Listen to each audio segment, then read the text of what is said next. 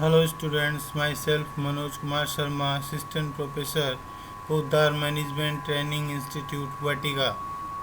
Students, today we will be teach about the backward child part 3. विद्यार्थियों कल हमने पिछले बालक जो होते हैं उनकी समस्याओं के बारे में अध्ययन किया था और आज हम अध्ययन करेंगे education of the backward childrens और क्या उसके सजेशंस हो सकते हैं उनको पढ़ाने के और क्या क्या तरीके हमें अपनाने चाहिए। सबसे पहले कहते हैं कि पिछले बालक साधारण कक्षा में लाभ नहीं उठा पाते हैं। हम ये चाहते हैं कि एक बैच में जितने 50 या 60 बालक हों और सभी स्टूडेंट्स समान रूप से ही जो है दिगम करें, उनकी लर्निंग ट्रांसफ़र भी फास्ट हो और फास्ट लर्नर्स हों, तो ये पॉसिबल नहीं है। इसलिए हम ये करते हैं कि ऐसे बालकों को कई बार अलग श्रेणी में रखा गया तो भी कोई परिणाम नहीं निकला, अतिरिक्त कक्षाएं लगाई गई तो उनके भी कोई परिणाम नहीं निकले, शिक्षकों ने भी बहुत प्रयास किया लेकिन इसका भी कोई परिणाम नहीं निकला और अंत में उन्होंने कहा कि इसलिए पिछड़े बालकों के लिए अलग विद्यालय खोले जाने चाहिए और इन बालकों में बहुतों को सुधारा जा सकता है। 70 से कम बुद्धि लब्धि वाले बालक जो होते हैं उनको स्कूल में सुधार नहीं लाया जा सकता क्योंकि वो एवरेज कम से कम उनकी बुद्धि लब्धि का स्तर होना चाहिए। और 70 कि आप जैसा कि आप जानते हैं पहले पूर्व में सारणी बताई गई थी बुद्धि लब्धि की, इस आधार पर 70 जो होती है इनकी औसत बुद्धि लब्धि का स्तर और बहुत कम माना जाता है। इसलिए अब स्टोन्स जर्मन के एक विद्वान थे, उन्होंने कहा कि आजकल पिछड़ेपन के क्षेत्रों में किया जाने वाला अधिकांश अनुसंधान ये सिद्ध करता है कि उचित ध्यान दिए जाने पर पिछड़े बालक कक्षा में प्रगति कर सकते हैं। विद्यार्थियों विद्वान के द्वारा दी गई जो है शब्दों को ज़रा ध्यान से आप देखें कि पिछड़ेपन के क्षेत्रों में किया जाने वाला अधिकांश अनुसंधान यानी रिसर्च के ऊपर different type of the research on the backward child, जो पिछड़ेपन के शिकार थे ऐसे बालकों के ऊपर जो है अनुसंधान किया गया तो उनको ये प्राप्त है कि उचित ध्यान दिए जाने पर, अगर आप व्यक्तिगत रूप से उस पर ध्यान दे लेंगे, परिवार के सदस्य की जो कोई ध्यान दे लेंगे, उसके दिन के ऊपर उसकी प्रगति के ऊपर प्रतिदिन उससे रिपोर्ट लेंगे, तो हो सकता है कि उसमें किसी न किसी प्रकार का कोई सुधार हो जाए। लेकिन एक भरी हुई कक्षा में जिसमें 50 या 60 विद्यार्थी एक साथ बैठते हैं उनमें किसी प्रकार का कोई सुधार नहीं हो सकता, ऐसा स्टोन मानते हैं। और इसके बाद में है कि पिछड़े बालकों के सुधार के प्रमुख तथ्य क्या क्या होने चाहिए, आज के बारे में हम बात करेंगे। तो इसमें सबसे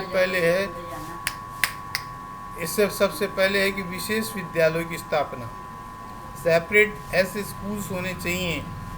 पूर्व में हमारे देश में दिशा नाम की संस्था है और प्रदर्शन नाम की ऐसी संस्थाएं हैं जो इस संदर्भ में काम कर रही हैं। तो एक विशेष विद्यालयों की स्थापना होनी चाहिए जिनमें केवल पिछड़े बालकों के सुधार के प्रमुख तथ्य इसके अंतर्गत ये आता है कि स्कूल ऐसा हो जिसमें सारे बालक समान रूप से एवरेज औसत बुद्धि लब्धि के स्तर वाले हों और फिर उनको जो है अलग अलग जो है व्यक्तिगत रूप से ध्यान देकर उनको पढ़ाया जाए। और ऐसे विद्यालयों की स्थापना किए जाने से विद्यार्थी एक दूसरे से जो है किसी प्रकार से कोई जो है शर्म महसूस नहीं करते हैं। अगर मान लीजिए किसी प्रश्न का उत्तर नहीं आ रहा है तो अन्य छात्र जो होशियार होते हैं वो उनका मजाक उड़ाने लगते हैं, लेकिन ऐसे में औसत बुद्धि वाले जब समान कक्षा में रहेंगे तो किसी प्रकार की कोई समस्या नहीं आएगी, उसका भय दूर होगा और वह शिक्षक के नज़दीक जाकर पूछने का प्रयास करेगा, ऐसा विद्वानों के द्वारा माना गया है। दूसरा, विशेष पाठ्यक्रम का निर्माण। विद्यार्थियों, आप जानते हो कि अंग्रेजी माध्यम के विद्यालय आजकल किस प्रकार का सीबीएसई का जो सिलेबस है बहुत टिपिकल होता है, बहुत टफ होता है। उनका जो करिकुलम प्लान जो होता है वो इतना टफ होता है कि वह एवरेज स्टूडेंट्स जो होते हैं उनके बिलो, यानी 70, 60, 80 तक के बालक उनको कवर नहीं कर पाते हैं और पीछे रह जाते हैं। तो विद्वानों ने ये सुझाया कि बैकवर्ड प्लान होना चाहिए for a successful school years.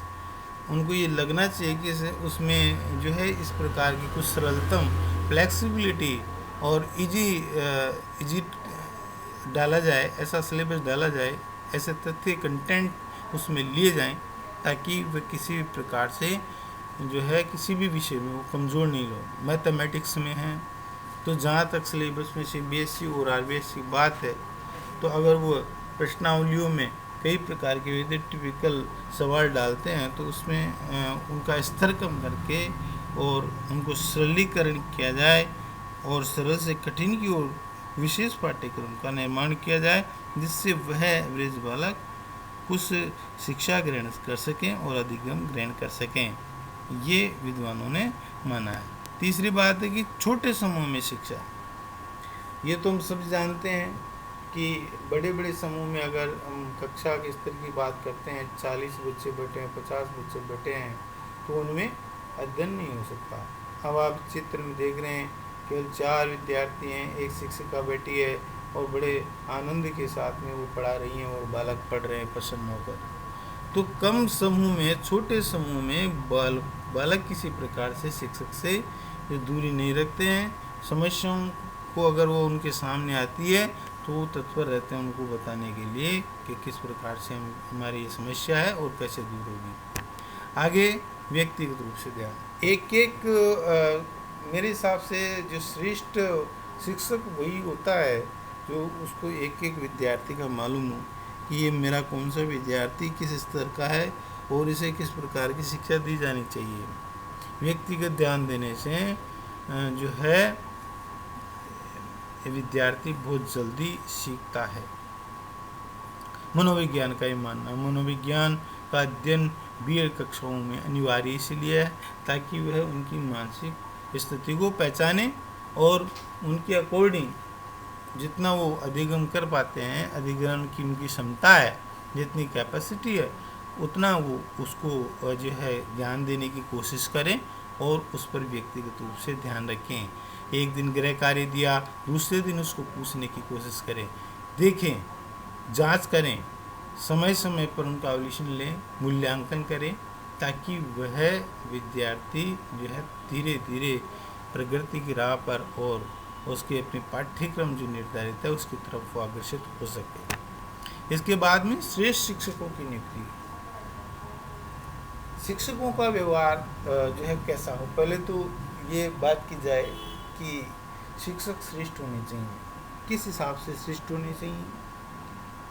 केवल एजुकेशनली नहीं, हमने ऐसे सख्त अध्यापकों को देखा है, व्यक्तिगत अनुभव भी किया है और ऐसे अध्यापकों से बहुत भय भी लगता था। तो विद्यार्थी जो है विद्यार्थियों से मित्रवत व्यवहार करके, ऐसे बालकों से, सभी के लिए नहीं कह रहा हूँ मैं, कि ऐसे बालकों से जो थोड़े से पिछड़े हुए हैं उनको स्तर पर लाने के लिए जो है उनसे मित्रवत व्यवहार करें, पास में नज़दीक जाकर जो है उनसे समस्या पूछें, दूर करने की कोशिश करें। जैसा आप पिक्चर में देख रहे हैं, बालिका बड़ी प्रसन्न है, शिक्षक बड़ा प्रसन्न है, समस्याओं का हल किया जा रहा है और वो अधिगम कर रही हैं, और यही एक श्रेष्ठ शिक्षक का जो है गुण होता है। आगे सांस्कृतिक विषयों की शिक्षा। सांस्कृतिक विषयों की शिक्षा भी उसको दी जानी चाहिए, साथ साथ में कि को करिकुलम एक्टिविटीज़ होती हैं कि कई बार बालकों को ये ज़रूरी नहीं कि किताबों के माध्यम से ही पढ़ाया जाए, तो उनको क्या किया जाए कि सांस्कृतिक माध्यम से भी पढ़ाया जा सकता है, इनकी आत्म अभिव्यक्ति का विकास हो सके, उनकी रुचियों का विकास हो सके। जैसे वो क्राफ्टिंग में अगर उसकी रुचि है, डांसिंग में अगर रुचि है, गेमिंग में अगर रुचि है, तो वह रुचियों को पूर्ण करने का उनको अवसर मिल सके।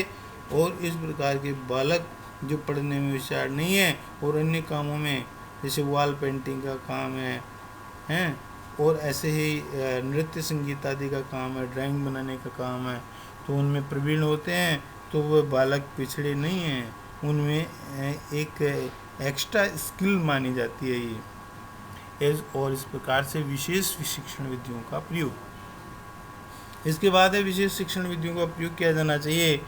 तो इसमें क्या शामिल किया जाए विद्यार्थियों, आपकी राय में?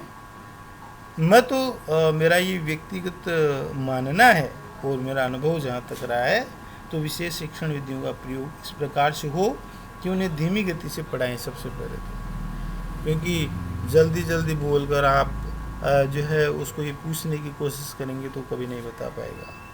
नंबर 2, सरल व रोचक विधियाँ अपनाई जाए। मैंने कई हिंदी के ऐसे अध्यापक देखे, अंग्रेजी के ऐसे अध्यापक देखे जो उस पाठ को एक कहानी स्टोरी बनाकर जो है प्रस्तुत करते थे और विद्यार्थी अधिगम करते थे और आसानी से अधिगम करते थे। रोचक विधियों के द्वारा बताए गए खिलौनों के माध्यम से उनका प्रयोग किया गया, विभिन्न तरह के चित्र वॉल जो है दीवार पर बनाए गए। इस प्रकार से उनको रोचक विधियों का जो है शिक्षण विधि रोचक बनाई जाए। विभिन्न सामग्री का सब प्रयोग किया जाए, शारीरिक क्रियाएँ करवाई जाए, योग्य अभ्यास करवाया जाए, जो है और गेम करवाए जाएं, थोड़े से प्रयोग करवाए जाएं, एक्सपेरिमेंट उनको जो है प्रयोगशाला में ले जाएं और उनको ये बताएं, उपकरणों संबंधी जानकारी दें, उनके पाठ की पुनरावृत्ति के लिए कहें कि भाई आप पढ़ो, मनन करो, फिर घर पे पढ़ के आना, उससे संबंधित गृह कार्य दें, दूसरे दिन गृह कार्य की जांच करें। इसके अलावा है शैक्षणिक भ्रमण के कार्यक्रम, जिन पर व्यक्तिगत रूप से उस स्थान पर जाकर, जैसे कोई इतिहास का विषय है तो उस स्थान पर जाकर और पुराण और इस संबंध में ऐतिहासिक स्थलों की जानकारी अगर वो व्यक्तिगत स्थान पर जाकर दें तो वो जल्दी समझ पाते हैं। और उनकी कमजोरी को देखकर गृह कार्य दिया जाए कि इतना एक विषय में कमज़ोर है तो एक निर्धारित ही दिया जाए, अन्य विद्यार्थियों की जैसे बहुत ज़्यादा लेंथी और बहुत भारी, बहुत कठिन उनको गृह कार्य नहीं दिया जाए ताकि वो पढ़ ही नहीं सके। उतना आत्मविश्वास बढ़ाने की कोशिश की जाए। उपयुक्त विषयों में चयन में निर्देशन, किस प्रकार के विषय पढ़ने चाहिए, कौन से विषय जो हैं सरल होते हैं, कौन से कठिन होते हैं, गणित को पढ़ने की क्या विधि होती है, अंग्रेजी को पढ़ने की क्या विधि होती है, हिंदी को पढ़ने की क्या विधि होती है, इस प्रकार से उनको ज़रा ध्यान दें। तो विद्यार्थियों, 2 तस्वीरें आपके प्रमुख सामने हैं, ज़रा ध्यान दें। ये एक्टिविटीज़ के ऊपर ही डिपेंडेड हैं कि arrange of A many activities with in the outside of the class, understand the culture, diversity better. कक्षा के बाहर एक ऐसे दिन की व्यवस्था की जाए जो सांस्कृतिक स्तर पर हो, जिससे वह जल्दी ज्ञान को ग्रहण कर सकें। और ये different type of the studies, ये दूसरी तस्वीर आप देख रहे हैं, ये कुछ कलर, ये 2 बालिकाएं हैं, कुछ कलर्स कॉम्बिनेशंस बनाने की कोशिश कर रहे हैं। तो इस प्रकार से जो है साइकोलॉजिकल सिस्टम से इनको अगर पढ़ाया जाए तो निश्चित रूप से पिछड़े बालक भी उस एवरेज में आकर और बराबर उनकी जो क्षमता के अनुसार अधिग्रहण करने की कोशिश करेंगे। अगर कमी है तो उनको प्रोत्साहन देने की, आगे बढ़ाने की, उनका हौसला अफजाई करने की, पुनर्बलन देने की, तो ये एक श्रेष्ठ शिक्षक के द्वारा दिए जाते हैं। Thank you. अगले सिद्धांत के साथ में फिर से मिलेंगे, तब तक के लिए हैव ए नाइस डे।